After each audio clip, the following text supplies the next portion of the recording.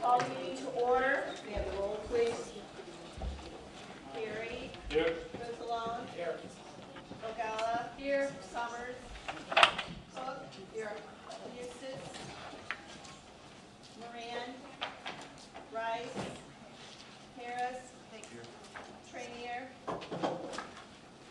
Fritz. Bueller. Gould. Van Dyne. Ballage. Brooks. Here. Parker. Here. Ventura. Ballinger. Here. Markham. Here. Berkowitz. Here. Cowan. Here. Tunello. Here. Weigel. Karlitis. Here. And Winfrey. Here. You do have. Thank you. Pledge, please. I pledge allegiance to the flag of the United States of America and to the republic for which it stands, one nation, under God, indivisible, with liberty and justice for all. Thank you all for being here. We ask Nick if you would begin for us. Thank you. Morning, everybody. I just wanted to make very brief remarks and then get the program started. One of the strengths, and all our board members and the officials know, is our strength in Will County is our partnerships. Working together, we've been addressing the opioid issue and other issues very successfully. And this began early on when the county board, county executive's office went to the National Office of Drug Control Policy years ago when the opioid crisis was first hitting here. And in Washington, they seemed to be more focused on the meth labs, which was a big issue then, still is in some areas. But the opioid issue really started a long time ago here. And the collective will of the people you're going to hear from today will show the response that we've had in partnership with our federal partners and our state partners. And just as a quick summary to remind our board members, over the years we've used our JAG, or Justice Assistance Grant money, for educational purposes. We work with Robert Crown Center to do education in high schools and junior highs across the county. We've held a Hero Helps Forum, which is coming up, which I think some of our speakers today may speak to, but addressing the opioid issue across a number of areas. In the county executive's office, we created the Office of Substance Use Initiatives, and I'm not going to steal from the speakers, but each of our elected officials and health department have all worked in their own way. But the courts, state's attorney, health department, sheriff, and our community partners have all been working very hard on this. So I have the privilege to introduce our speaker today, the Regional Director of Health and Human Services for the federal government, Doug O'Brien. He has a long, distinguished career in public service. He was appointed in his current position in November 2017 for Region 5, which covers 6 states: Ohio, Indiana, Michigan, Illinois, Wisconsin, and Minnesota. And he also oversees 34 federally recognized tribes. This is his second tour of duty as the regional director, previously serving from 2005 to 2007. He is a Chicago native, so he's one of our own. He's had experience in the Illinois General Assembly, in state agencies, and he was at one time the chief of staff for Congressman Mark Kirk. And as on a personal level, some of our board members and staff know when we were in DC visiting Health and Human Services, Doug was part of some of those contacts and has been a friend to Will County. He's been great for Illinois as an advocate for the need. Without further ado, Doug O'Brien.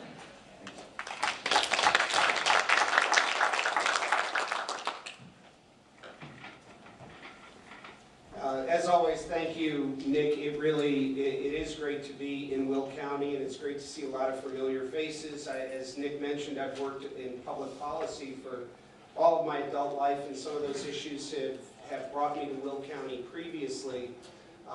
But today, I'm here as the Regional Director for the U.S. Department of Health and Human Services to talk about one of the top priorities for our department, one of the top priorities for the White House, and I know it's also one of the top priorities for Will County government, for the county board, the various government agencies here in the county, and I look forward to hearing from counterparts with the county and continuing the great collaboration that we've already had. We've had the great fortune to work with Dr. Burke and Nick, who I've met with personally, and I was at the Heroes Help Forum last year.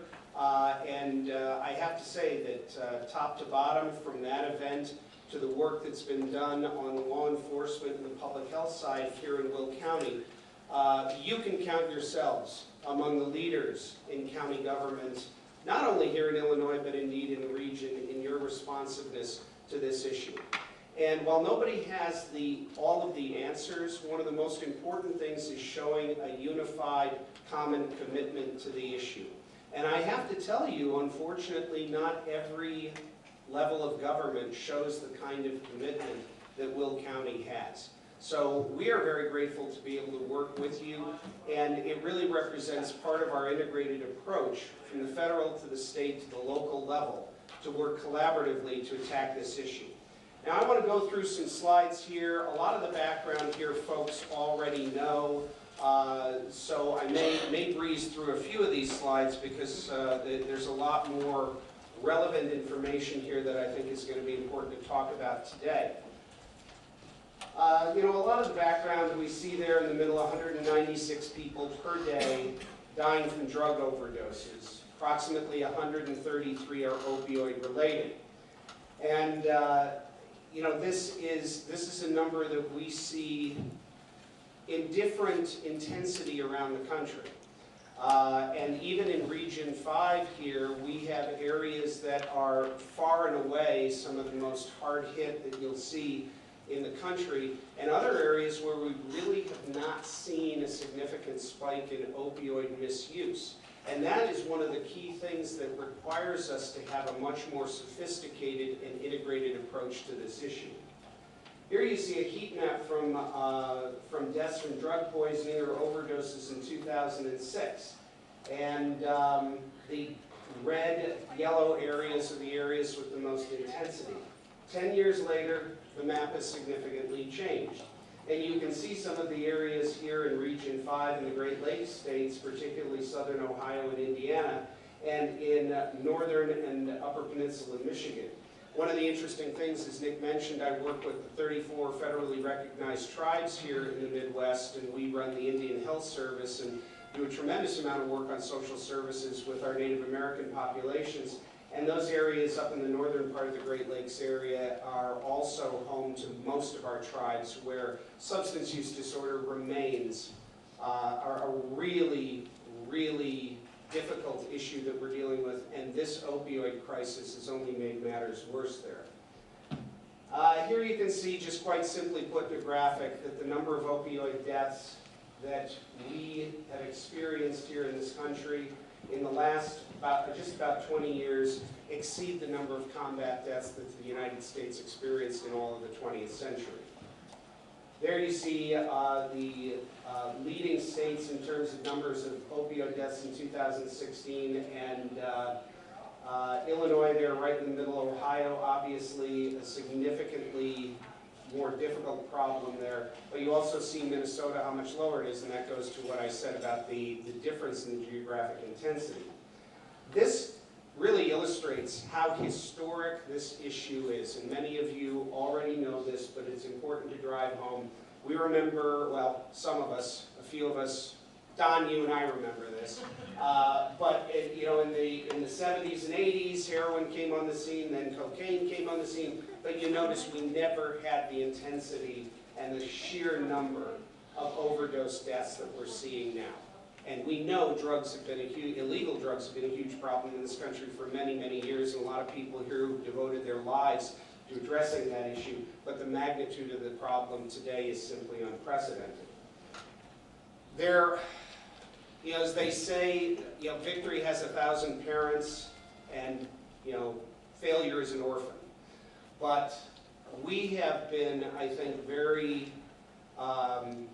self-aware in looking at the origins of this problem.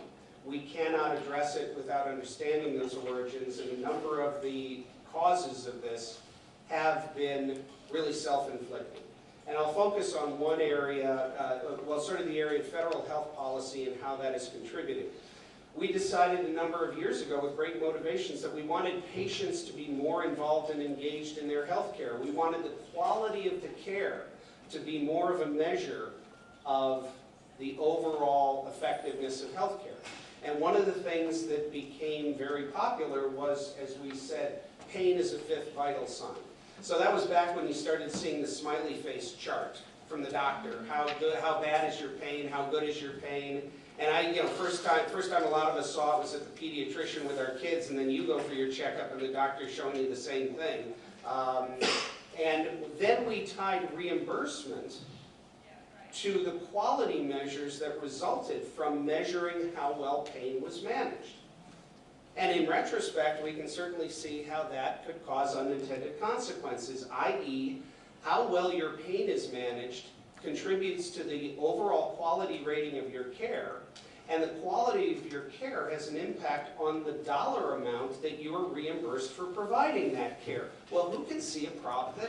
I can't see any potential pitfalls in that, but it truly contributed to the overprescribing and the overuse and the subsequent misuse of prescription opioids, which have had a direct contributing factor to illegal opioid misuse and also in the growth of other illicit opioids such as heroin and fentanyl. To mention fentanyl, and your state's attorney and I were just talking about this earlier, this shows you really, this is our problem with fentanyl. Because of its intensity, and fentanyl is a legal drug. It's legally manufactured and sold in the United States, and it helps treat anybody who has gone through the terrible ordeal of seeing a close family member die of cancer, probably experienced somebody who is using fentanyl, because it's oftentimes used to deal with end-of-life pain for cancer patients. But that's its intensity. And you see that small amount of fentanyl there that is the dosage equivalent to that amount of heroin there. So you can see the interdiction problems. Such a small amount can be so potent. And you can see the problems with overdosing, because a small, very small amount can literally kill dozens and dozens of people. Something very important for everybody to remember, we oftentimes compartmentalize this problem in terms of legal opioids and people who got too many opioids at the hospital or from their doctor and misused them. And then we have illicit drugs on the other side. But we see absolutely every day there is a causal relationship between the misuse of prescription medications transitioning into illicit drug use. And you can see here 3 out of 4 people who used heroin in the past year first misused prescription opioids. This is a picture, and Jim, this is what I was talking about. This is to date, this was the largest seizure of fentanyl in Nebraska. That's 118 pounds. You could fit it in the trunk of a car. The key stat there, that amount of fentanyl could kill more than 26 million people. And it's not coming in shipments like this. It's coming in U.S. Postal Service. It's coming in through the mail, because you can, in just a very small amount, can supply a drug dealing network for a very long period of time. Now I want to talk real quick about our federal response and then get into some of the new data that we've been seeing. We have a 5-point strategy. I'm going to go a little bit out of order. I want to talk about the 3 that are really macro, things that the federal government appropriately and effectively works on. And that's data, pain management, and research. Better data, we have to understand this problem in a very granular way in order to allocate resources and focus our work. We have to understand what drugs are being used, where they're being used, where people are getting them, and how they're misusing them. We collect that data. We can manipulate and use that data to elicit information that helps everyone understand the problem. And obviously we work very closely with public health departments and the surveillance network of public health to gather and disseminate that information to add to understanding to attack the problem. Better pain management. We obviously need to treat pain differently. We all hope that we can get to a post-opioid world where we're treating pain without addictive medications. Already we're seeing progress in this, and I'll talk about that a little bit later. But we also want to champion research at the academic level that is going to help us reach a post-opioid therapeutic and clinical world. And better research into addiction, the nature of addiction. What is it? We already know more about the nature of addiction, far more than we knew 10 or 20 years ago. And if there is any lemonade coming out of this crisis, it is a fundamental reapproach for us as a society towards addiction as a physiological condition and an illness. And understanding that and understanding thus how we can better treat it is going to unlock a future where we as a society, as a nation, have a much better approach to how we can treat and battle addiction. That includes new therapies, including medication-assisted treatment, which is a huge linchpin of the federal response, but how that can most effectively be used in a combination with other therapies that can achieve a higher rate of recovery. Number 4 there is better targeting overdose reversing drugs, and this is really an example of this vertical integration I've talked about. The federal government has provided funding and technical assistance and regulatory guidance throughout the country to make naloxone more readily available. And we have been incredibly successful. And here in Will County, great example. There are literally hundreds upon hundreds of men and women who are alive today because first responders have had access to naloxone. We're committed to continuing to make sure it's readily available, not just to first responders, but to families who feel it's appropriate to have it in their homes. Our first priority, our absolute first priority, is that early number I showed you of 196 people a day dying of overdoses. That is the first number we have to attack. Every life we save is an opportunity for recovery. So we will continue with that commitment to making sure that naloxone is readily available. And things like standing orders at pharmacies and assistance with being able to purchase it so that people who have a loved one who is struggling with addiction know that they can have naloxone in their home. They never want to use it, but by God, when you need it, it's not the time to have to go out and get it. Number 1 is really the most important, and that is better addiction prevention, treatment, and recovery services. And we're doing a lot of things on that front, and we're working very closely with our state and local partners, with our Medicaid programs, with our state public health agencies, the Department of Public Health in Illinois, the Department of Human Services, and Healthcare and Family Services are tremendous partners in enhancing reimbursement and access under the Medicare and Medicaid programs. In addition, changing the regulations so that we can increase the capacity of the recovery services here in Illinois and in other states. One of the most important things that we're doing here and across the country is reforming what's called the IMD rule, the Institutions for Mental Disease rule, that artificially caps the number of beds that a treatment facility can have and still receive reimbursement from Medicaid. This was done to try to prevent large-scale institutionalization of behavioral health patients a number of decades ago. Right now it artificially restricts access and capacity for treatment. We have approved a waiver for Illinois, and that pilot project is being implemented right now, but we want to reform that on a national level so that we can immediately unlock more capacity to treat people. And in addition to that, we are working on, we are continuing to commit resources through this vertical integration of state and local partners to provide direct funding for treatment services, particularly community health centers, federally qualified health centers, and other providers. You can see here our federal commitment. The new budget has come out. I haven't had time to redo these slides. The new budget proposal has come out. And of course, a lot of people here who understand the fun of the budgeting and appropriations process and know that it takes a while and it's a little bit contentious, but I will tell you that there is unanimity of purpose in Congress.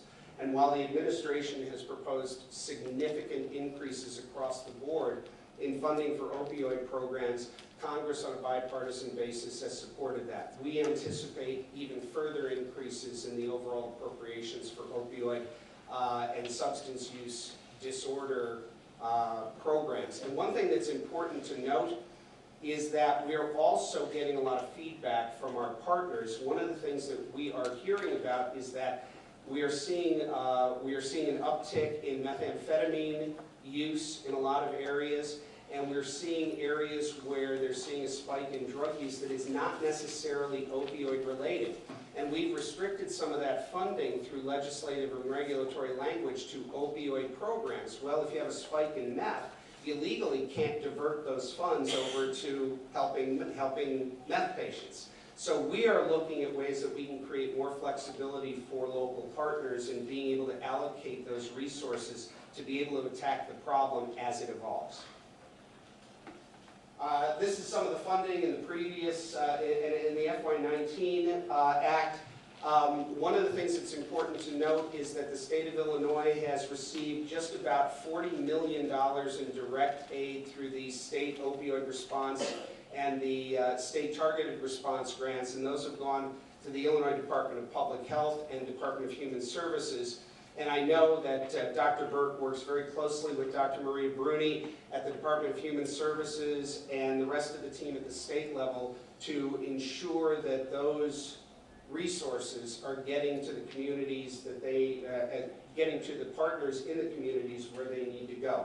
And in addition to a lot of the resources that are getting into the community, we're also continuing our commitment to learning more, researching more, and helping unlock more of the keys to treating addiction. These are a number of actions here that we've had at HHS. Up at the top there you see SAMHSA, the Substance Abuse and Mental Health Services Administration, and they are really our key sub-agency in this, and they're the ones administering most of those grants. You can see our Surgeon General's office, very, very active. And I do want to take a moment to introduce a colleague of mine who is here today, Captain Josh Devine, who is a member of the Commissioned Corps of the United States Public Health Service, and he is the new Regional Health Administrator here in Region 5. Josh has just come on and joined our senior executive team in Chicago, and he happens to live in Naperville, so I said, you want to see democracy in action? Come on down to Will County and we'll show you some democracy in action. But Josh is a very, very valued member of our team. He is by profession a pharmacist and brings great clinical knowledge and great subject matter knowledge to helping across the board and across the region in this fight. Now I want to talk a little bit briefly about some signs of progress. I want to preface this by saying what the Secretary says frequently: we are nowhere near where we need to be. We are not at the beginning of the end. We may be at the end of the beginning. And what's interesting here is that throughout the region, I showed you that heat map earlier, and you saw some geographic parts of the region that were particularly hard hit. Areas that were hit very early and saw the crisis and began responses that were community-based are beginning to see real signs of progress. It doesn't happen uniformly across the country because so much of this is very, very locally based. And one of the great things that we have seen is how local communities can come up with innovations and ideas that work best in their communities. Our job is to support them, sustain them, provide the technical assistance and the resources to be able to scale up and sustain those programs. So you can see here, this is one of the first things that I think is very important to note. We talk sometimes about the licit and illicit use of opioids.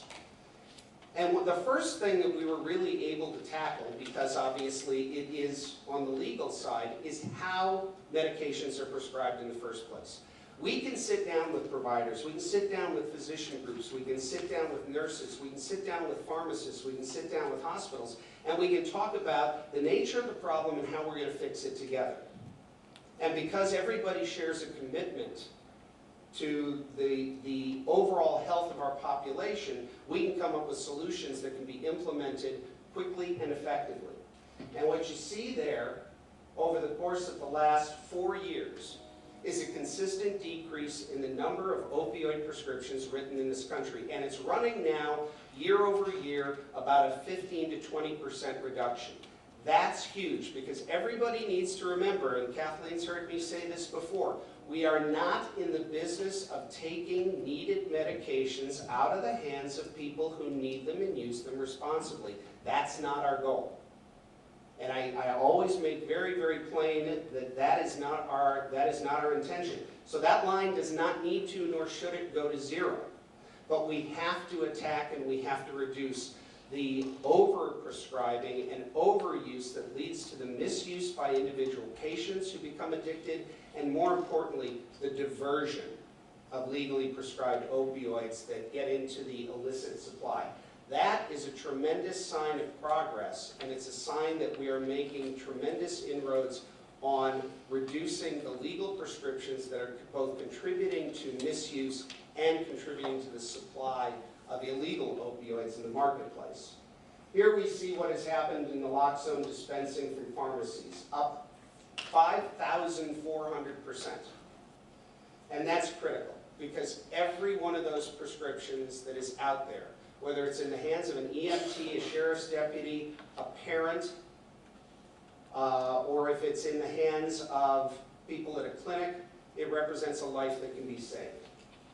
And here we see the increase in prescribing of buprenorphine and naltrexone, which are the two biggest medication-assisted treatment products that are out there.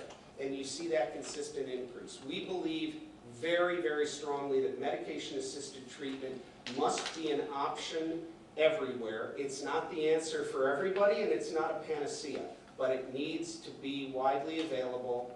And when used in connection with other recovery supports, we see significant increases in long-term recovery and sobriety from patients.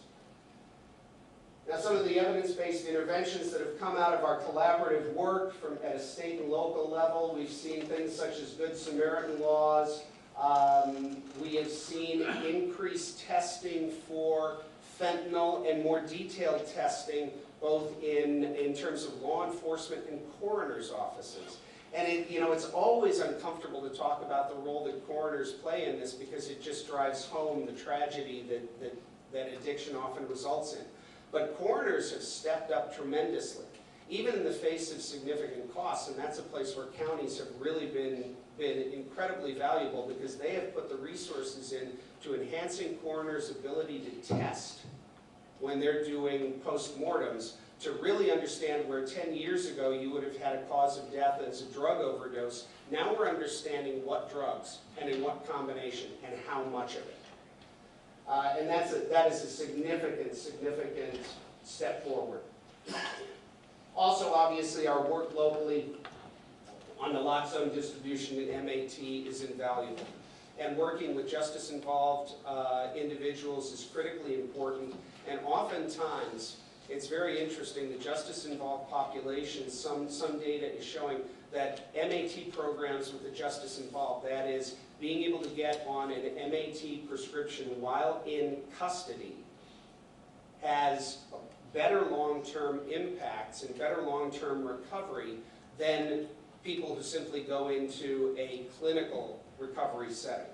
So it's very, very interesting. It's something we're committed to, and the Justice Department is very active in promoting and helping fund all around the country.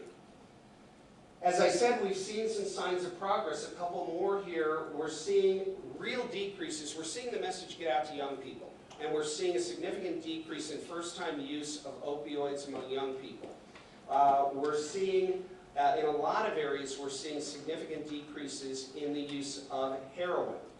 And we're also seeing, in a lot of areas, the plateauing, and in some areas, year-over-year decreases, and consistent. I'm not talking about 1 year, because that can always be an anomaly. But we're seeing in a lot of areas, and I think particularly of southern Ohio and some of our cities in Ohio, where we've seen 3 or 4 year-over-year decreases in the number of opioid deaths. So that there are some signs of progress.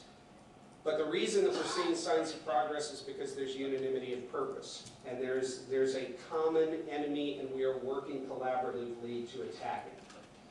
A number of recent actions on the federal level. You can see here a lot of the grant making. Also, the Health Resources and Services Administration has committed significant funding to providing initial substance use disorder and recovery treatment through federally qualified health centers or community health centers. And that is a commitment that is going to remain, and I believe it is very likely to increase significantly. And you will see, again, another probably 2 rounds of funding released to the state of Illinois. And I'm looking at you, Kathleen, because you gotta make sure you're in line for that funding. We'll probably see another round of funding released in the next couple of months, and then another one later in the early fall. That's most likely the cycle. And the state of Illinois, I think, has been very, very good about sharing those resources with local providers, social service agencies, and local governments that have shown the capacity to make a difference in using those resources. These are not resources that are just getting distributed uniformly around the state. They're being distributed to entities that will make the right use of them, and that's critically important.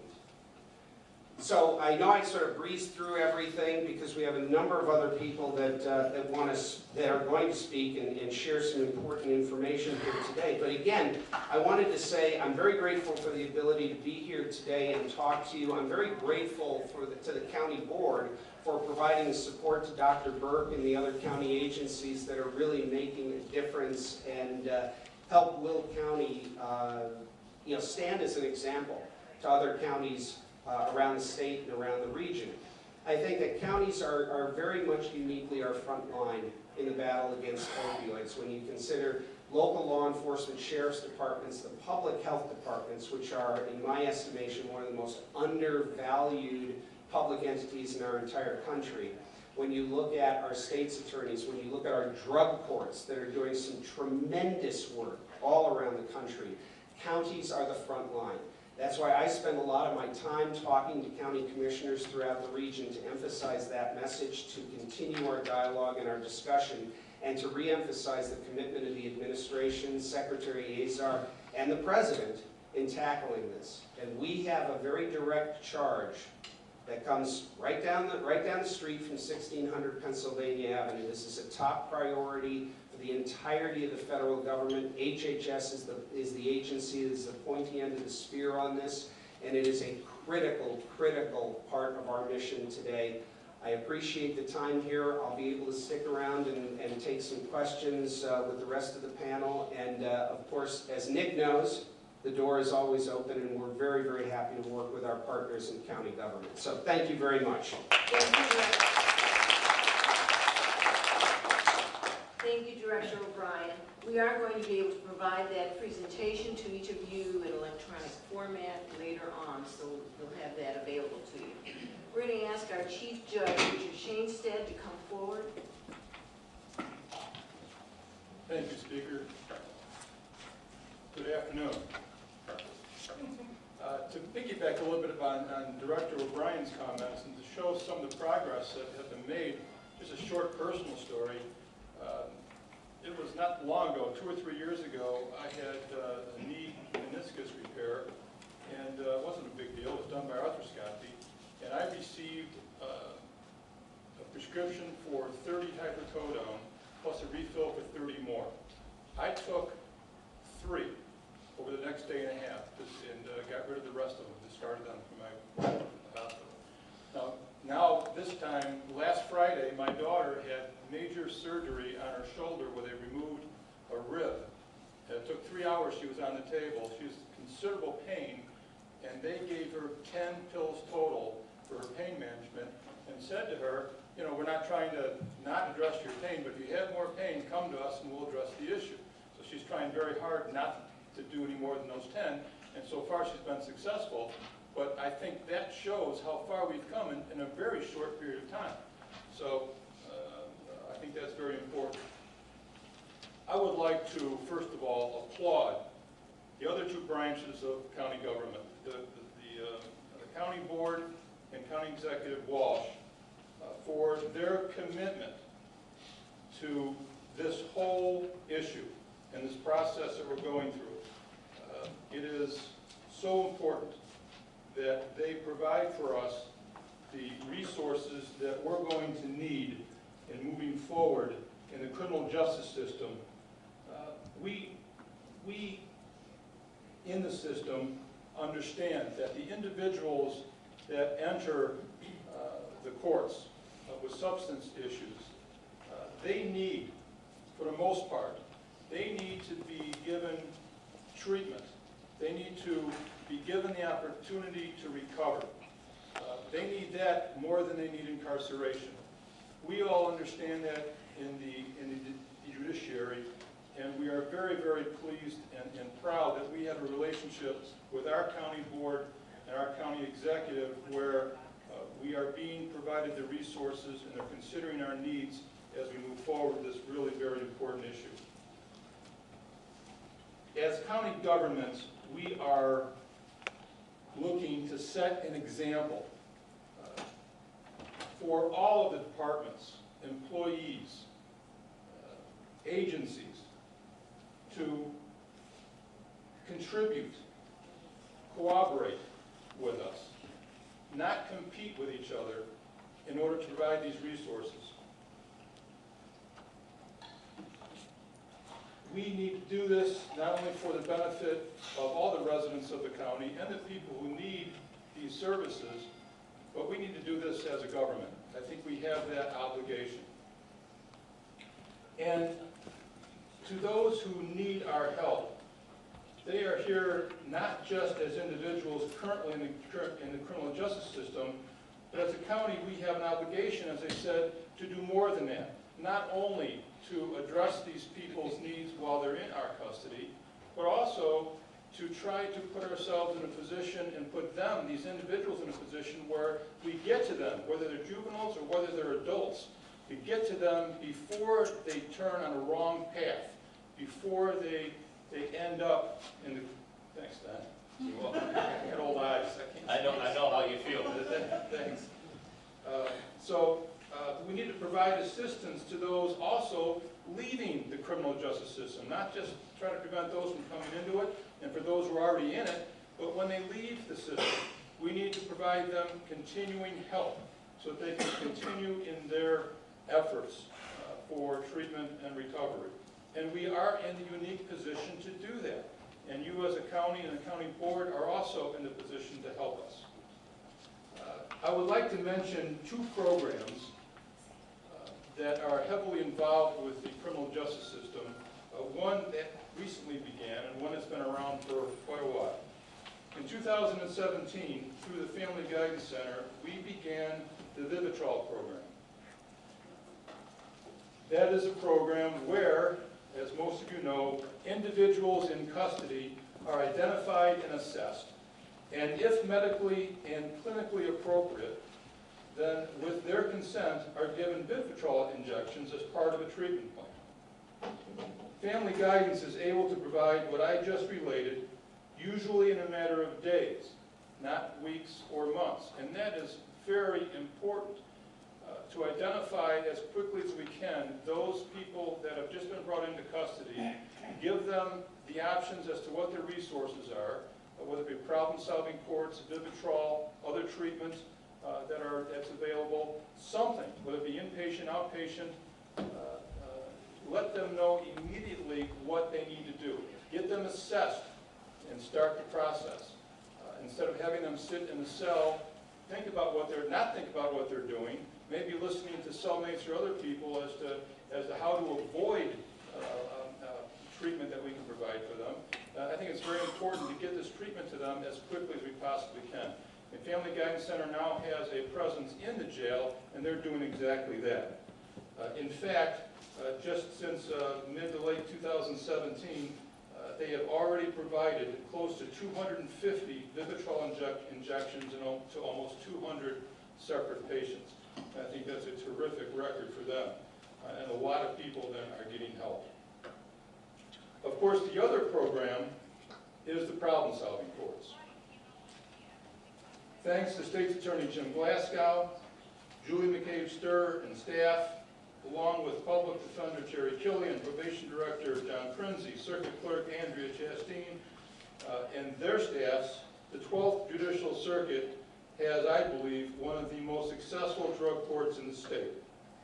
Mr. Glasgow has been central to this success, not only in the founding of our drug court, but also in convincing our clients of the importance of completing the program.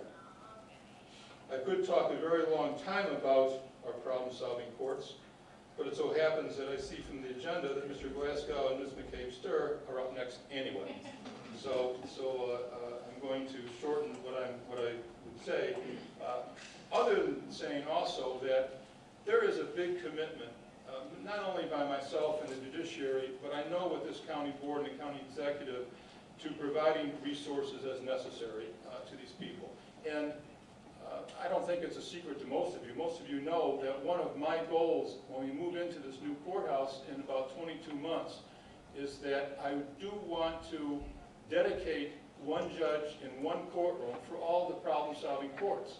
Outside of Cook County, I don't believe any of the other counties or judicial circuits have that. And I think that's, to me, that's huge. You have, right now, I have three different judges taking time from their full-time calls to do the problem-solving courts on Tuesday afternoons, Wednesday afternoons, and Thursday afternoons. And they're doing a great job, and they're doing really, really good work. But I believe that when we go into the new courthouse, we'll have the space, hopefully we'll have the staffing and the judges, and I think we will, where we can dedicate one judge on a full-time basis, Monday through Friday, to staffing and to scheduling all of these courts. I believe that would be an advantage. It would take, right now, we have, I don't know, is it between 80 and 100 drug court just on Thursday afternoons, I think, isn't it? Something like that. That's a lot of patients that we need to get through in a relatively short period of time. And again, they take the time that they need and they do a great job, but I think that we can always do better. The moment we think that we've done as well as we can, then I think we should, maybe try to do something else for a living. But we can always learn, we can always do more. And I think that that would be a great way to help the process through. So I would very much like to do that. And I'm also just going to finish with a thank you again, Speaker Winfrey and the County Board, for your time. I think this is very important. Thanks Director O'Brien for coming down. It was great to listen to. And I hope that as a county we continue to do what we've been doing. So thank you very much. Thank you. Next up, we have Julie McCabe-Stir, who's the coordinator of our specialty courts, and our state's attorney, James Glasgow.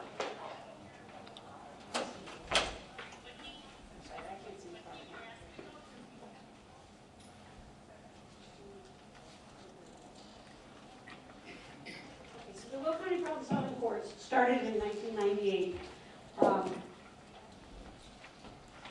Someone's got something in. No, that wasn't it. No. Should be able to put the up arrow.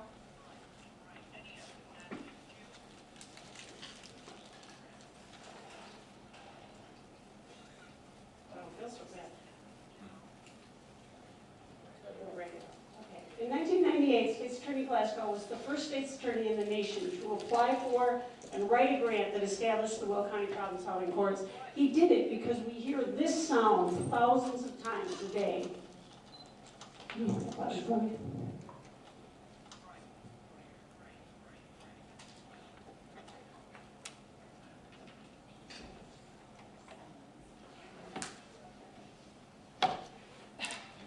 Seriously? It says, 911, what's your emergency? Please hurry! Is he breathing? I don't know. David, why isn't he breathing? Yes, but I can't wake him up. I can't wake him up. Please hurry. Stay on the phone with me. Stay on the phone with me, okay? Okay. Get the ambulance going. Just stay on the phone, okay? You said it's an overdose of heroin, right? Yes. Okay, how old is he? He's 21. Oh my God. It goes on for about a minute and a half. The hair on the back of your neck will stand up as you listen to this. This young man actually came into our drug court program. The mission of the drug court is to break the cycle of addiction which drives the criminal behavior and help them develop skills and healthy functioning, put their back in their family, in their school, in their workplace, and society. A full 10 years later, we established the first drug court sober living house in the country. By hiring a house manager to live in that home, we give these clients additional time to learn the skills that they need to take care of a house, to get ready to go back to their family. It provides them the support they need to be successful. In 2010, working with the 12th Judicial Circuit, the State's Attorney's Office in the County of Will, as well as adult probation and the Will County Health Department worked together to put together the Will County Mental Health Court. Its mission is to provide comprehensive mental health and addiction services. And working with that health department, we are able to provide a therapeutic intervention and a team approach to these defendants to treat their mental illness and their addiction and provide an improved quality of life. Excuse me, and improve public safety. In 2011, we opened the second drug court sober living house in the country, this time for women. We already had a working model, so the neighbors weren't against us this time. Indeed, the neighbors came and spoke when we had our neighborhood meetings. And indeed, I meet with the city of Joliet this afternoon to talk about what they are looking for as they establish more sober living houses in the county and direction from the county about what they should do with those homes. 2012, we again worked with the Chief Judge's Office to establish the Will County Veterans Court. It addresses the physical and emotional and mental health issues caused by circumstances unique to veterans, and we have a VJO attached to that court that comes to provide us a linkage with Hines VA. In 2015, the State's Attorney's Office wrote a grant for Adult Redeploy Illinois. The goal is to reduce by 25% the number of nonviolent offenders sentenced to the Illinois Department of Corrections. And working with the Chief Judge, we have the first standalone Adult Redeploy docket in the state. It's a tremendous program. It even won a NACO award as a holistic court solution to the chronic reoffender.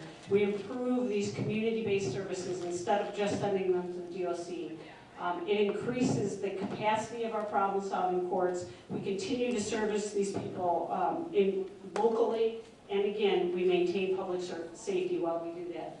In 2016, we received a Bureau of Justice Assistance Drug Court Enhancement Grant.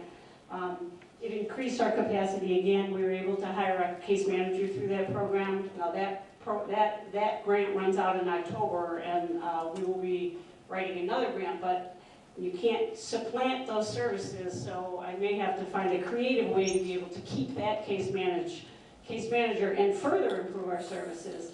The goal of that grant was to increase the number of heroin-dependent participants in our problem-solving courts and to improve the quality and type of services for the heroin-dependent participants in the problem-solving courts. We were also able to establish 24-hour drug testing and expand the drug testing.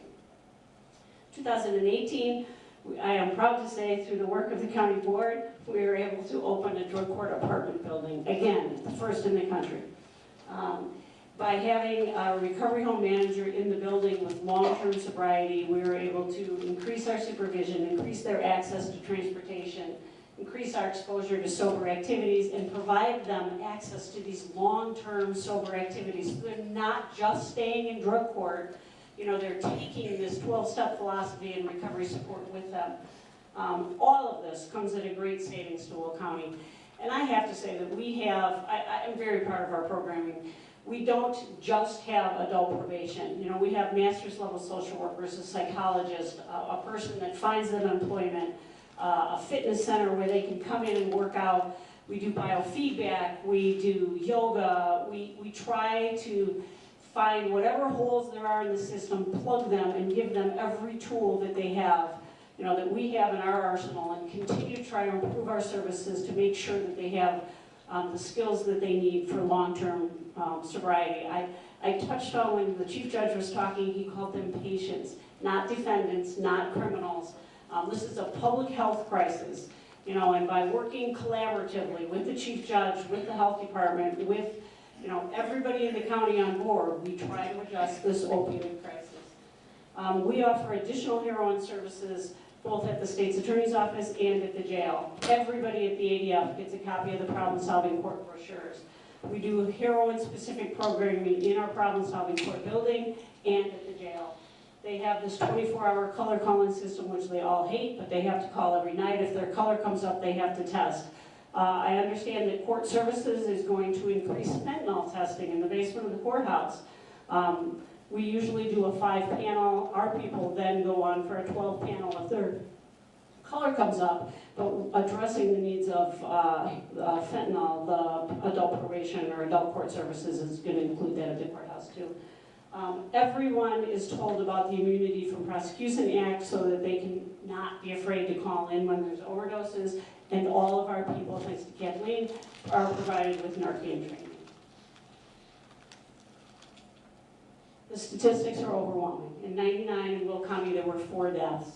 In 2018, there were 81. Those figures speak for themselves.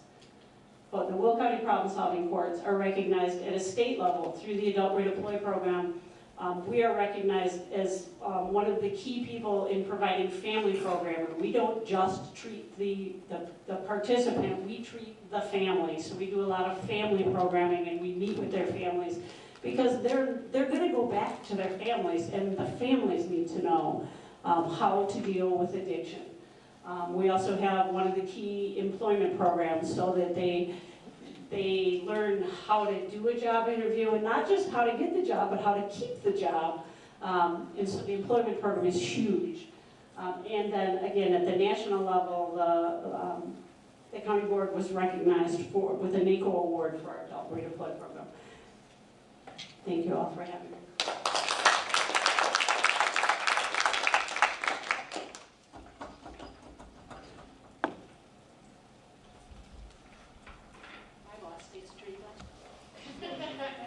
It's hard to get Nick.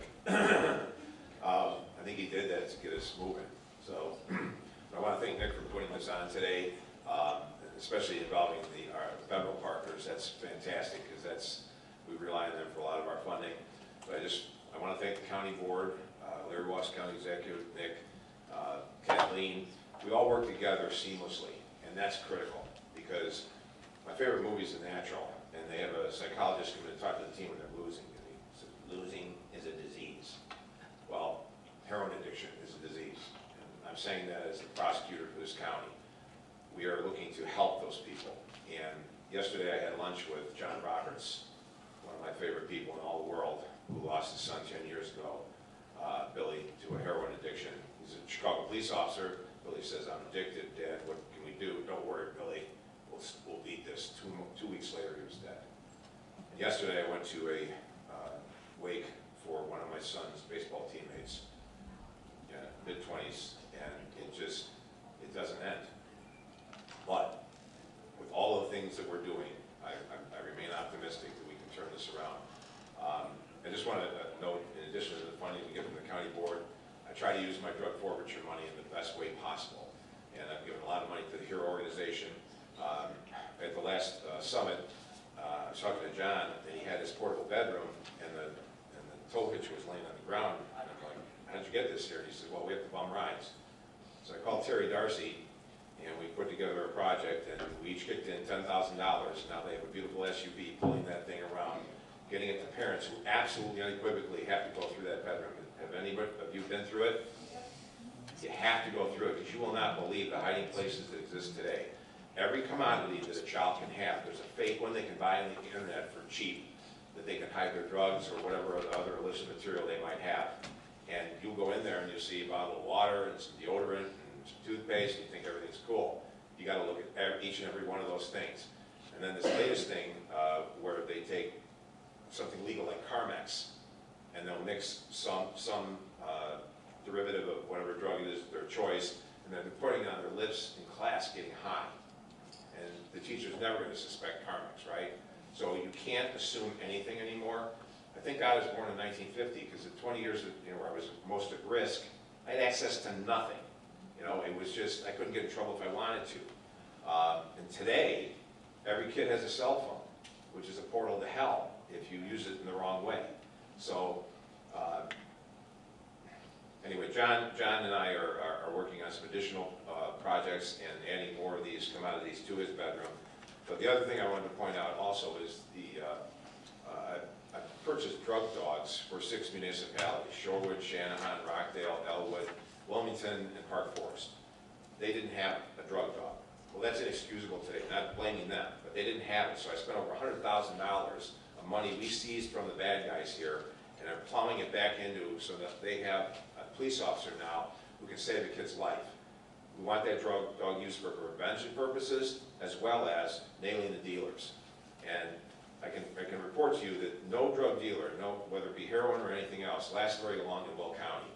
Our undercover agents are some of the best in the state. They've got snitches everywhere.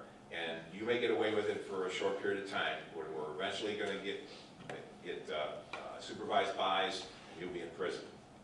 And we have no mercy for heroin dealers. Heroin dealers are selling poison.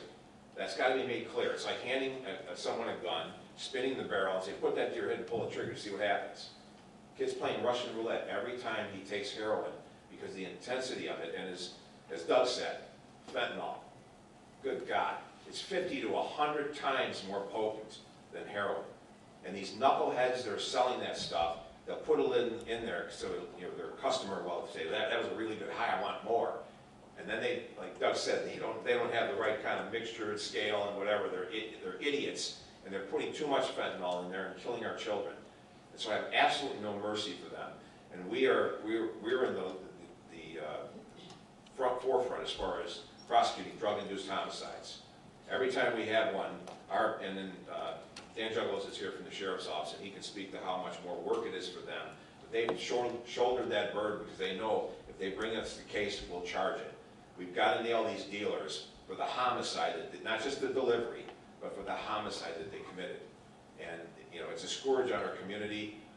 It's crazy to see the number still at 80, because when Larry and Walsh and I were standing out there in 2011 in the field in Homer Glen, and then the wind picked up and we thought the whole stage was going to flip over. I remember I went to the fire marshal. I said, is this thing tied down enough? He goes, I think it is. So anyway, we all sat down, we got through it. Larry promised at that point to start the HELPS organization, which is the other half of our annual conference. No other county in the state has the conference that we do. And we have 200, 300, 400 people come every year, and we're all brainstorming on how we can best address this problem. But again, we couldn't do it without the help of everyone in this room. And Judge Shainstead has been a tremendous asset as chief judge, because we've been trying to get a courthouse built for eons, and he got it done. So let's give him a round of applause.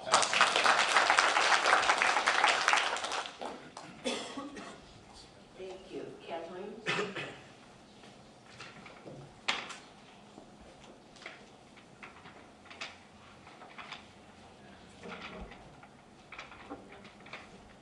Good afternoon. I know you're all probably very hungry, and I really appreciate your sitting with us. This is such an important subject, and with Doug here, it's important that we show off, and that's what we're doing today, is telling you about Will County. Let's see if I can operate this. Yes, I did. So the Office of Substance Abuse Initiatives was formed because we received a grant from the state, the Illinois. Now this is a long name, and every time I announce it, I'm supposed to announce it because it is state funding that I received. But basically, it's a PDO grant that was funded through SAMHSA, through the United States federal government, in order to increase the number of people, or decrease the number of people who are dying from opioid deaths. The manner in which they chose to do that was through Narcan training. And so my office was established in order to do Narcan training. But that was not all that the purpose of my office was. It was also to identify the gaps in services within Will County. Will County is a large community, as you all know, geographically. It has a tremendous amount of differences among those communities. And what we found very quickly was there were a lot of gaps in services for behavioral health. The MAP process, which is the planning process that we go through in our county, identified behavioral health as one of the #1 priorities. The reason we had gaps is because we did not have enough services for people who did not have payment or were covered by Medicaid. So we've worked very hard to bring in new payers, people who will cover Medicaid. Our health department and our health centers now are able to deliver behavioral health care, including medical assisted treatment. And you've heard that today, that MAT, as we call it, is the most effective way to increase the long-term recovery of individuals suffering from a substance use disorder. And besides, we also brought in other providers who will be able to offer that. Family Guidance Center, and you've heard them mentioned, first of all, they receive their money from the state, DASA. They receive funding, which is why we depend on them, because they're already getting paid to take care of patients who can no longer afford themselves. We use them because they are able to provide that service free of charge to our clients and our folks. And then they're receiving state money through the federal dollars that are available to expand and do innovative things. One of the items that, that we were able to accomplish was the warm handoff in the emergency room. A warm handoff in an emergency room means that we put a social worker there, Family Guidance does, in the afternoons, the early or late afternoon, evening, up till 1 o'clock in the morning. That social worker is trained in substance use disorder. So when a person comes in with an overdose, they know what to do. And they help that person identify their needs, whether it be inpatient, outpatient, medical assisted treatment, and then facilitate getting them from the hospital to treatment. That gap in service was costing a lot of people's lives. People were leaving the hospital and overdosing 2, 3, 4 more times because they did not have a way of making that linkage to services. Now, we all might think that if you hand someone a piece of paper, that they're able to make the phone calls to get into treatment. I'm sorry, but someone who has a substance use disorder, particular opiates, their goal is to stay alive and to get the drug that their brain is telling them they need on a daily basis. So the idea that they can source treatment is unrealistic. And thanks to Family Guidance, we're able to help them with that connection, that linkage. The second, and we have both programs going in Silver Cross and St. Joe's, they're working now. The second opportunity we had was through our Safe Passage Network. Our Safe Passage Network is a group of the police departments within our community that asks to be able to facilitate folks getting into treatment. So the very first one we had was from Braidwood, and they called theirs the Change Program. The Change Program, and as many of you know, Braidwood and Wilmington had one of the highest statistics for people dying from an overdose in Illinois and the United States. Thanks to the work that Chief did there, he was able to open his doors to people who needed help and didn't know how to get help. And so Family Guidance is now staffing those facilities also. So the Change Program was the first one. And then the chief from Lockport, Mokina, and Lamont came to me, and Anastasia, and said, hey, we want to do this. Can you help us? And because my office was established, and Larry Walsh was so supportive of making sure we bring services to the community, we are working with those three to get the policies and procedures and all the things that you need in order to kick it off, so that we were offering quality care. And that we weren't just bringing in people and saying, oh, we'll try and get you help, but you gotta wait 24, 48 hours, because often that's a death sentence. So once we got that kicked off, then we opened it up to other police departments in our community. We have 8 now. Our most recent one is the Sheriff's Office, and Dan can tell you about it, but they're very lucky to have a grant that was given so that they can communicate to our community that we have this network and that we have these services. So those two are two of the most important. Now, I started my slides backwards, so I just want you to know that. So I'm going to see if I need to go back the other way, because I don't want to.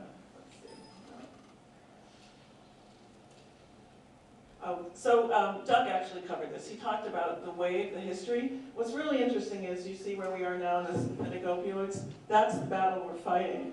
That's the part that's becoming so critical for our folks because they're dying from fentanyl more frequently.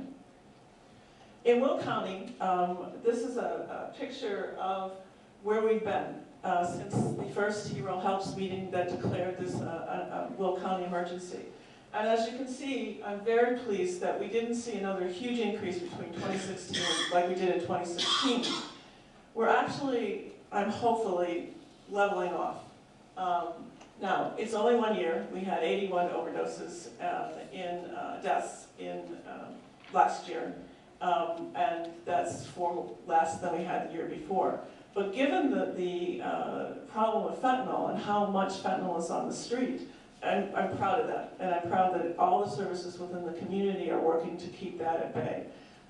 We couldn't do this if we didn't have our law enforcement keeping the drugs off the street and out of the supply, and we couldn't do that with all the support efforts that we do from demand side, working with people in order to get the information out and give them help into treatment. The connection to treatment is critical. We also have this great GIS department that helps me picture what's going on in our community. And we're one of the few, I'm always jealous of DuPage County because they have pretty pictures. But we have the best GIS department in the community, and they keep track of the number of deaths and the number of naloxone saves that we have. As you can see, we've been doing much better. But look at the numbers of heroin and fentanyl. Fentanyl surpassing the number of heroin overdoses. And this year, I know Julie had 10 as far as deaths, but when I checked, we had 8 deaths this year. All except one had fentanyl within them. So. Our naloxone saves have been going up because of the funding that we receive. Now, I want to make sure you understand that these saves are only my program. That naloxone is used by EMS and the hospitals, and they report through a different avenue to the public health department. And there is a dashboard on our Illinois Public Health Department that shows that information. But here's the number of people that have trained since I came on board and since we got the grant over 3 years. As you can see, we're doing pretty good. And I have to say, this is all by word of mouth. That once somebody is trained, they let other people know that training is available, and I get them scheduled. I work a lot with libraries, social service agencies, home associations, community folks who want to both provide their staff with the training as well as open it up for the community to come in and to get training. Our goal, every time I train someone, I give them a box of Narcan with 2 doses in. So the goal is to get it to the community street level, to get it to the folks who are in most need, the families that are in most need. We did our first responders 4 years ago, and they are all in Will County, they all carry Narcan. But the state recognizes that we really needed to get to people on the ground, the families and the folks who are in active addiction, so that we can keep them alive until we can get them into care.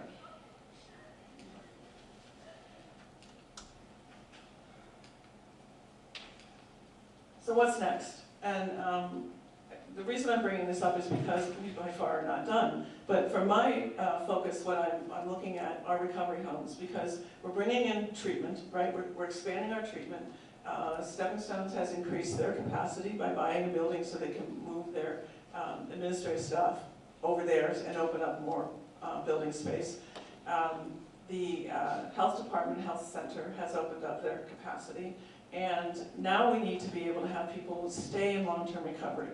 Just Julie's program and the state's attorney, the drug courts, that's the model I'm following. I want to be able to offer that model to people who are not in the incarcerated group of people. So that's the goal, is to replicate what we've already done and done well, but do it on the side for those people who aren't interfacing with the judicial system. Recovery homes are the way people stay within their community, with each other, with training, with a house manager, to stay practicing what they've learned in treatment. Women and children are a high priority. We brought a physician into the health center who's providing services for substance use disorder for pregnant women, which is really key. But also, there are no homes, there are no recovery homes. The courts have one. And she knows that there's a huge demand for recovery homes for women because they're a little more complicated because they come with their children, imagine that. But they can't just drop them off and say, you know, what are you going to do?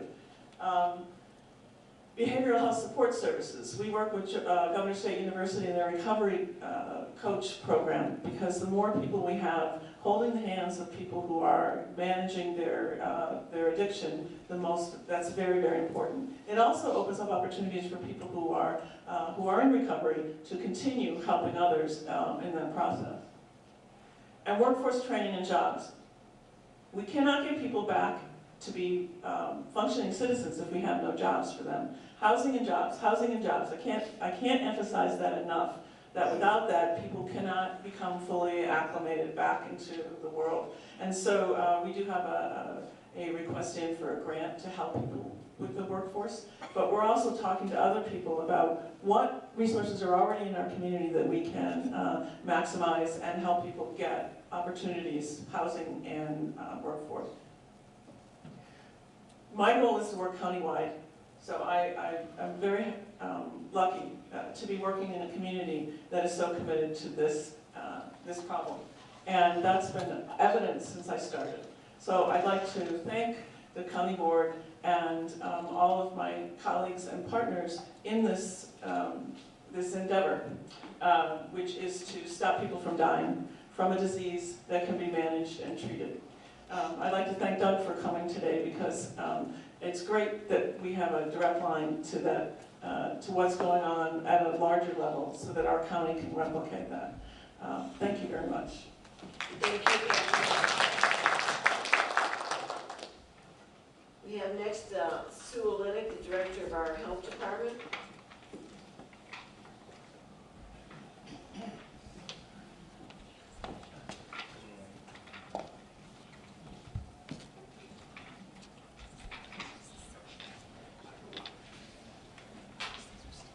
Okay, thank you very much. I hate to be repetitive, but really I want to thank everyone for the invitation to speak today as well.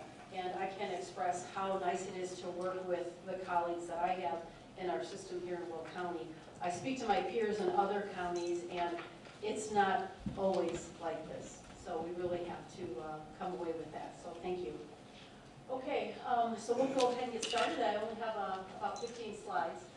So I am the executive director, as you know, of the Will County Health Department. For those of you county board members that might be new, we are a certified local health department. We were established back in 1956. We have the typical public health programs like communicable disease, food, water, sewage, immunizations, community health education programs, and emergency preparedness and response. Now we also have two atypical programs that you don't really see in all public health departments. One is our adult and child and adolescent behavioral health, and our mobile crisis response program, and I'll talk a little bit more about that later. The other atypical program that we have is an FQHC, a federally qualified health center. That's our community health center.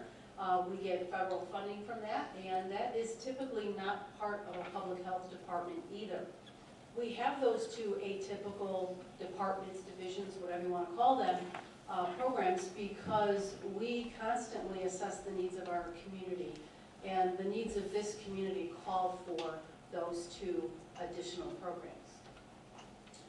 We occupy 3 offices. Our main office is here in Joliet on 501L Avenue, and then we have 2 additional satellite offices, one in Bolingbrook and one in Monee. And we have about 260 employees with 5 divisions. And those are admin, environmental health, behavioral health, the community health center, and family health services. Okay, so let's first talk about a community health center and some of the programs and services they provide in relation to the opioid epidemic. And just, I have to say this, you know, a lot of people were calling this a public health problem. It's not a public health problem. Public health problem is when you don't have enough water, or your food supply is contaminated, or you have you know, some kind of communicable disease epidemic. This is what I call the social pandemic.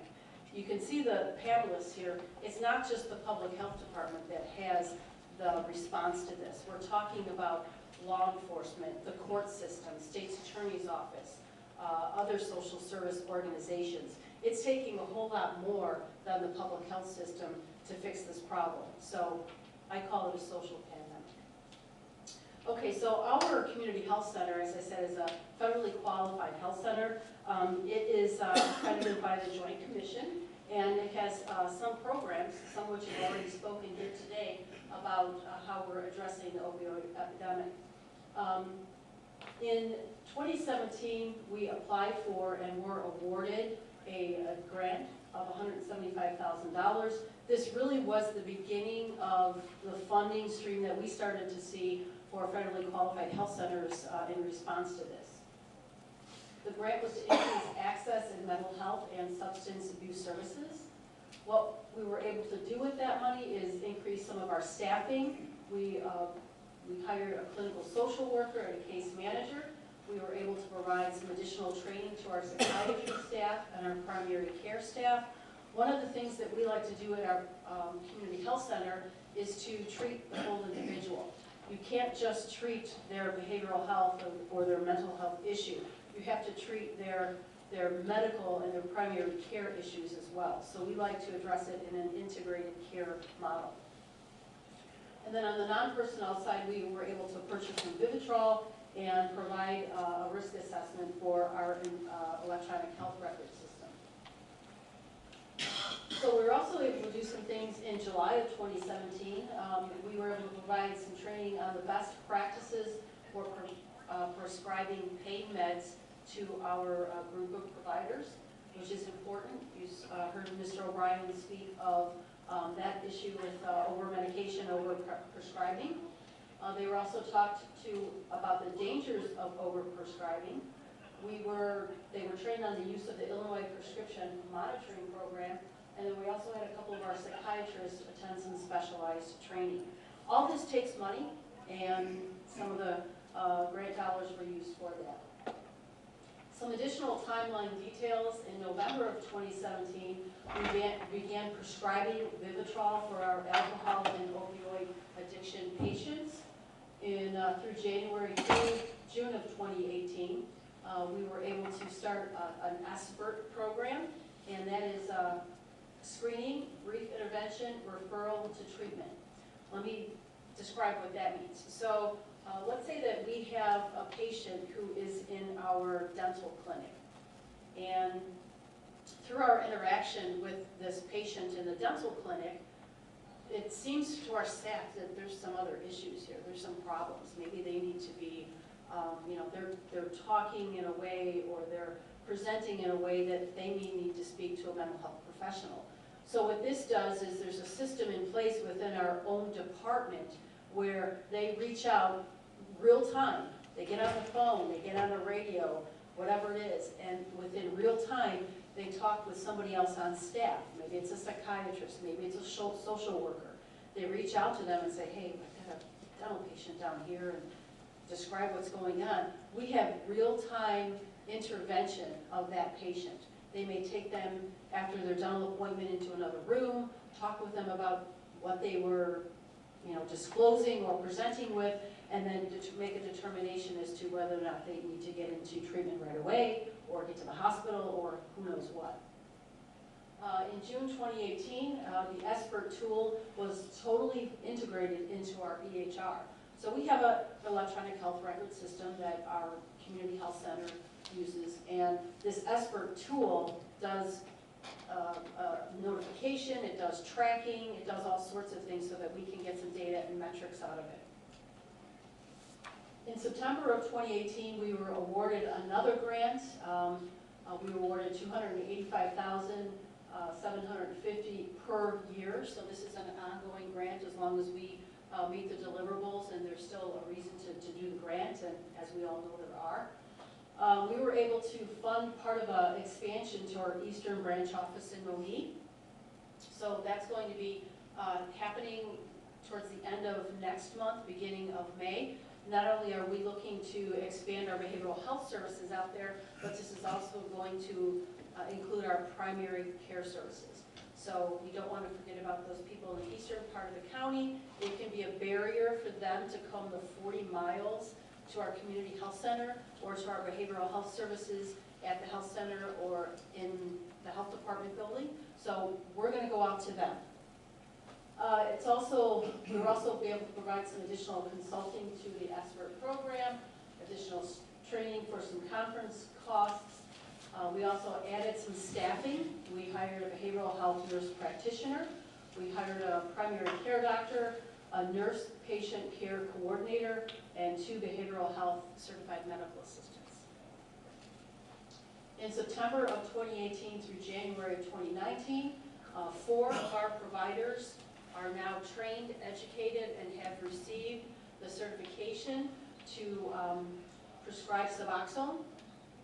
One of our OBs, our family advanced practice nurse, our Chief Medical Officer, Dr. Berg, who practices family medicine, and one of our psychiatrists. So as you can see, that's a great cross-section of providers within our health center that can subscribe to Suboxone. We also hired a consultant from the National Council of Behavioral Health to train our staff for 8 hours of substance use. You have to think of it this way, you know, for the longest time, our community health center, when it first started, it was pretty much seeing OB patients. We had a huge OB practice, and some of the other, you know, we would have maybe a diabetes clinic, or we'd have a nutrition clinic here and there. And then we became the community health center. We went into a new building, and we expanded our services a little bit more. This whole substance use disorder and behavioral health patients and clients, that's totally new to our staff. And you have to have some deep understanding of how to work with these clients and these patients. It's different, and our staff need to have the right training. They have to have the right approach. They have to have the depth of knowledge to understand their interactions. And so training is important, and training costs money. Not only does it cost money to have a facilitator come in, but while we're doing those 8 hours of training, we're not creating any revenue by seeing patients.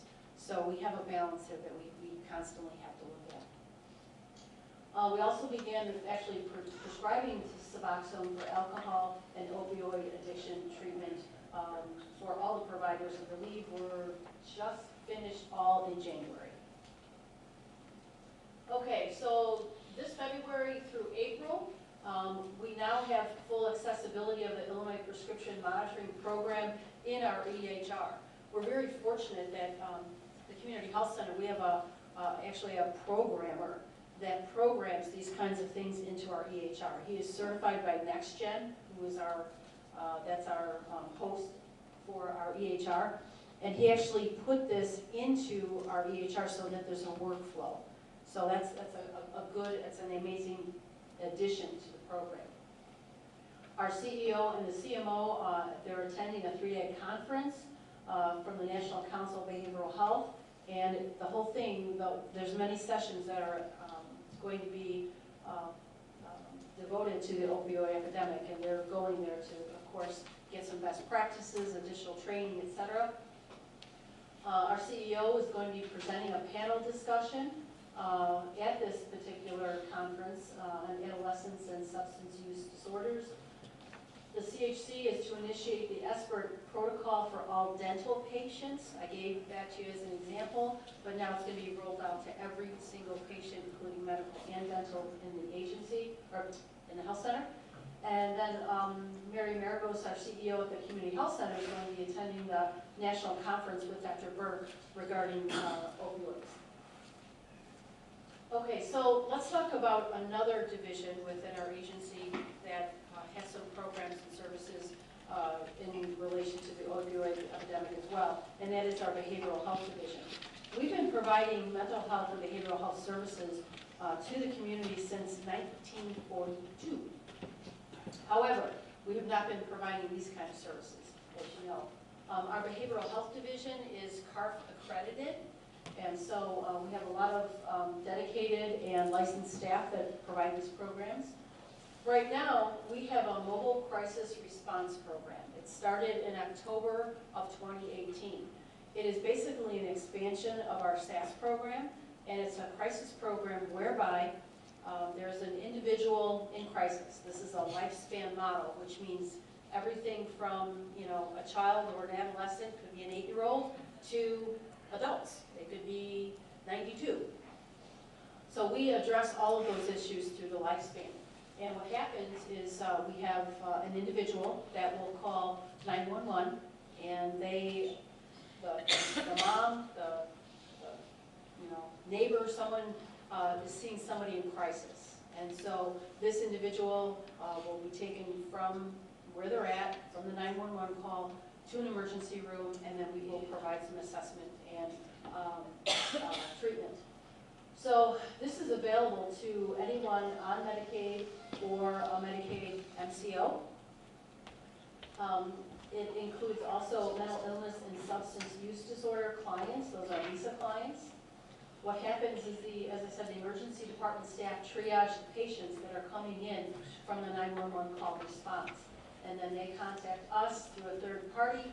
We go out there and determine the level of treatment. In all of the cases, and by the way, we've done about 600 screenings since October 1, which is about 150 a month, an average of about 5 a day.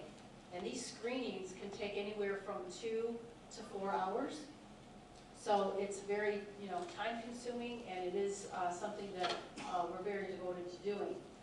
The outcomes for these approximately 600 screenings so far have been in 71% of the cases, inpatient care, hospitalization has been recommended. In 21%, it's been deflection to a community health mental health provider, whether that be us or Stepping Stones or some other community mental health provider. And then only about 8% are incomplete. The incomplete just means that they were not medically cleared to go into the hospitalization process. So they basically were deflected, or their case is still being looked at. Okay, so we continue to focus on prevention. Public health agencies, that's what we do. And although our behavioral health program is not typical of this kind of agency, we are always still looking at focusing on prevention. One of the ways that we try to prevent this is through our YES program. And although it's not a large program like we had several years ago, it's still in place. It's still in place at the Joliet High Schools. And what we have is we have 2 counselors and we have 2 interns that are placed at the 2 Joliet High Schools. We're hoping to expand that program at some point in the future, but again, it takes funding. But just since January, our counselors at those 2 schools have been approached and have been presented by 58 students wanting to come in and talk to somebody about an issue or a problem. If you think about it, that's probably the best place to prevent these societal woes on behavioral health and mental health. The high schooler is in their element. They're in school. We have a child and adolescent program, and one of the things that we do is we have counseling on Saturdays, because that's when the kids can be brought by their parents to counseling. That's good for us to do that, but that's not always the best way to do it, because the parent is with the child. Sometimes the child doesn't open up as much. In the high schools is working, but we just don't have the funding to do that. Sue, Yes, can I make a pitch? absolutely. Larry Walsh and I were involved in this program from the very beginning. We had as many as 15 masters in social work that were volunteers, and they're coordinated by Sue's employee who oversees them. And now that's down to 2. So we're really hurting ourselves in this community by not having those preventive agents in the high school. There's a lot of at-risk kids in Central and West, and every time one of them falls off the apple cart, we pay a fortune for the rest of that child's life. And if we just fund this, it was last year or the year before, we kept it going, but now it's down. So I'm sure she's going to be coming to you next year for funding, so that's what this is about. Yeah. It's a program that is, it really is merited to continue something like this and expand it. Our staff has been approached by other high schools in the county saying, why can't we get some counselors into our high schools? We need this, we need this. We have a large high school community, lots of huge high schools. I could imagine that in some of these large districts, Plainfield, Lincoln Way, we could probably put 3 or 4 counselors in those. And I think we would be really taking a bite out of future problems. So keep that in mind. We have also conducted some educational programs in the high schools in relation to heroin usage. And we continue to participate in town hall forums that are put together by some of our local legislators in trying to inform the public on the opioid crisis. And then, of course, we do also participate in the Hero Helps forum that some of my colleagues have spoken to earlier. We also have a couple of just adult-focused programs. You know, we provide treatment for people with any behavioral health or mental health issue. Back in 2015, we actually had to eliminate our addictions program. It's probably a mistake to do, especially in light of what we see now. Of course, we didn't have a crystal ball, but we didn't have the funding. We actually had several mental health, behavioral health staff on board and a designated manager strictly for addictions. And we had to eliminate those positions because we did not have enough funding. So something to consider as well. So we do have certified mental health substance use counselors in the outpatient program. They are certified to do that. We also have the ability to see clients that are duly diagnosed with both a mental health problem and a substance use disorder. And that's it. Thank you very much. Let me just check my notes here to see if there was anything else that I wanted to say and I didn't.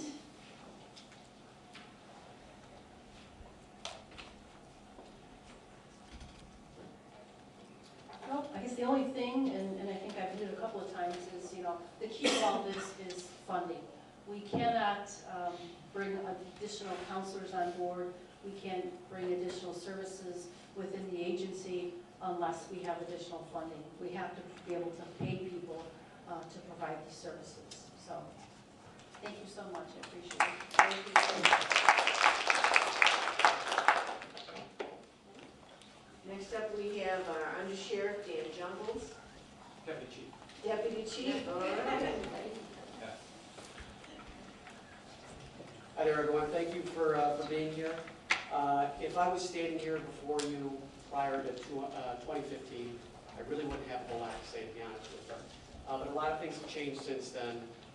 In 2014, Mike Kelly took over as sheriff, and I'm going to go over some of the things that we've addressed. There we go. Prior to 2014, all we really focused on in regards to the opioid epidemic was enforcement. Now we have a more well-rounded approach, and not only we're dealing with enforcement, but prevention and intervention and treatment.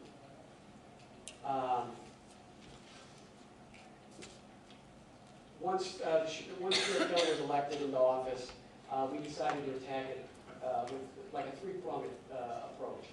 The first would be to enhance our drug enforcement, targeting the high-level drug dealers. And the second would be prevention through various means. And the third would be intervention and treatment of individuals. I'm going to go over a little bit of each of those attacks and discuss a little bit about that. So prior to 2014, the Sheriff's Office, we had 4 personnel assigned to our gang unit, which is our in-house drug unit. We also had 1 investigator assigned to Homeland Security and 1 person assigned to a DEA task force. After 2014, we added additional personnel to the gang unit.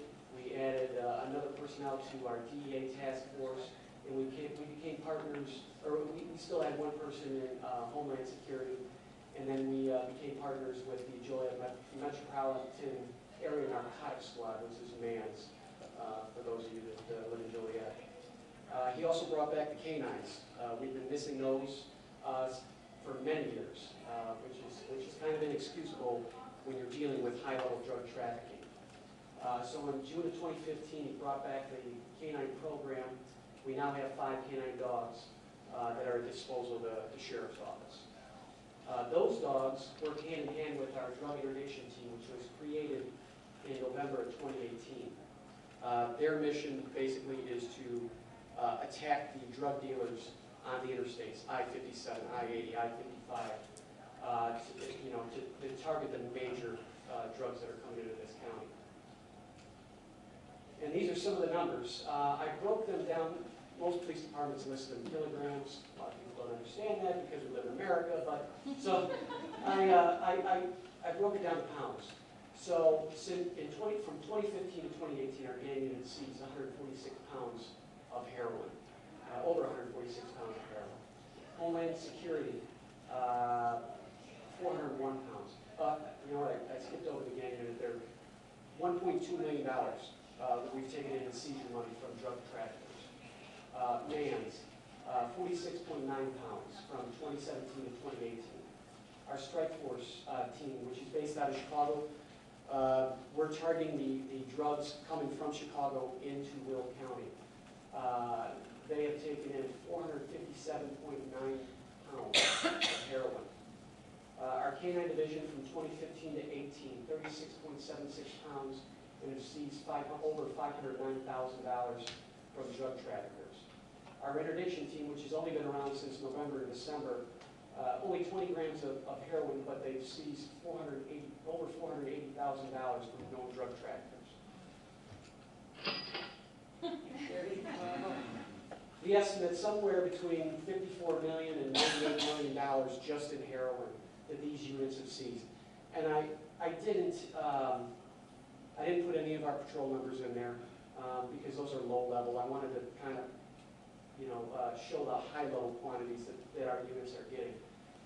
But depending on the quality of the heroin, it's anywhere between that, $54 million and $98 million. The next initiative was through prevention. So, when we started, we teamed up with the county exec's office. So back in March of 2015, we teamed up with the county exec's office to start the Will County Substance Abuse Prevention Coalition. We've had, in doing these programs, we've reached out to our goal is to reach out to the youth of the county. And we've been doing this by having various events at high schools and having them come. We've had them come to Joliet West. We've had them come to Lincoln Way. There's a Lockport high school presentation coming up later this year. But we get former and current athletes to come out there and talk about the dangers of using drugs, to try to talk at the kids' level. There's kids' heroes in a lot of cases. So we've been doing that. In September 2018, we were awarded a grant through the Drug Free Communities grant, which is going to funnel $1.25 million over the course of 5 years to further the mission. We are the only law enforcement agency in the entire United States to get this kind of funding. One of the other things that we've done is, as you can see here, this is our Hidden in Plain Sight trailer. This trailer is carted off to different community events throughout the county, church groups, county fair, county office or government buildings. But basically, this trailer is set up like a child's bedroom. We kind of touched on it earlier here before. This is our trailer here. There's a bed in there, there's drawers. It's basically there to educate the parents as to where these kids are hiding their dope, where they're hiding their drug paraphernalia. We've had 30 events thus far since 2017 and have educated over 950 people that have gone through the trailer. It is manned by sheriff's personnel at all these events. So if parents have any questions, there's usually someone there that can direct them to someone in enforcement, someone that has narcotics training to help further educate. We also, this is our prescription drug box that we have installed in our public safety complex building. We basically installed this so we could get unwanted prescription medication off the streets. It was installed in October of 2018 by a grant through the Illinois Sheriff's Association. Since then, we've taken in over 99 pounds of unwanted prescription medication since October. We do also have a incinerator on site at our building, so we can dispose of these medications, which is authorized through the EPA. One of the other, going into more of an intervention and treatment aspect of it, that there's Deputy Jeff Jers. He's in charge of our department's Narcan training. We started the Narcan program with the Sheriff's Office in 2015. And roughly since then, and every 2 years, we train approximately 600 employees at the Sheriff's Office. Anytime we have a new hire employee, they're they're trained on the Narcan use.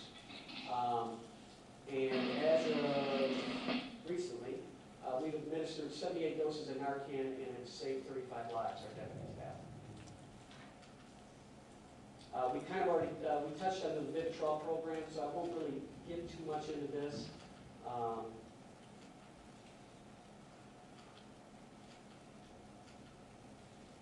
And then we became part of the Safe Passage Network in October of 2018. We teamed up with Family Guidance to provide these services to people that come to our office. Right now we do have Family Guidance personnel on staff in our station during normal business hours. And if someone were to come into our station and say, I need help, our deputies are contacting Family Guidance through that program and getting them the help that they need. In December 2018, we were awarded almost $80,000 in grant money to jumpstart the program through the Illinois Criminal Justice Information Authority. And basically, the personnel that are on staff, they are, not only are they just waiting for someone to come in, they're actively going out, reading our reports, trying to make contact with individuals. We can't make contact with them by phone. You know, they're going to send contact letters. We're going to send deputies. You know, to try to get as many people through the program as possible. One of the other aspects of this grant is a media blitz campaign. So we're going to have a bunch of radio ads and billboards, you know, throughout the county. Both of these billboards will be along I-80 coming soon. You know, they're a little dark, but it's done for a reason because heroin use is a dark and dangerous place. We plan on doing another campaign where it's going to be, you know, they've seen the light type of thing. Those will be coming soon. I know I kind of breezed through it, but it's been a long day, and I want to just thank everyone for being here. But the Sheriff's Office is going to continue to utilize everything that we've been doing, and moving forward, we're going to look for further avenues to pursue. So, thank you very much. Thank you. As you can see, there is a concerted effort from the federal government down to all our county agencies to try and support people who are afflicted with the disease, give them the help they need, and also then to control those people who are taking advantage of them, to make sure that we do everything we can to provide a healthier, safer community. All the presentations that you've seen today are going to be available to you. We'll be sending that notice out. Nick, did you have any last thing you want to say? Any of our panelists have any last wrap-ups? No? Okay, there's a question here. It's not a question. If it's okay, can I speak to what I told you about the other day? Certainly. I was at a meeting, and I had a meeting of different counties.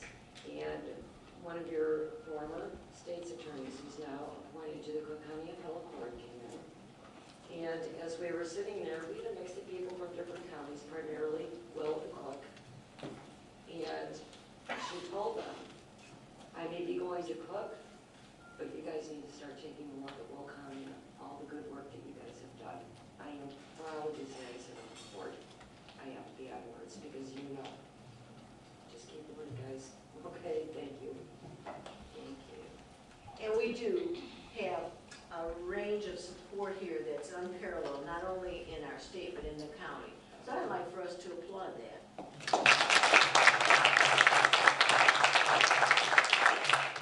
And thanks again to Doug O'Brien for being with us today. Do we have any last things that we need to do before we wrap it? I have a couple questions. Sure. That's okay. Dr. Burke, I love the maps. I'm big into maps. One of my questions, though, about the maps, the map that represented the deaths, are those where the death occurred, or where the person resides, or where they purchased the drugs? Where are the locations? What do the locations represent? That comes out of the coroner's office, and we declare that based on where that person died. Okay. Because they're all Will County areas. Mm-hmm. I'd like to see in the future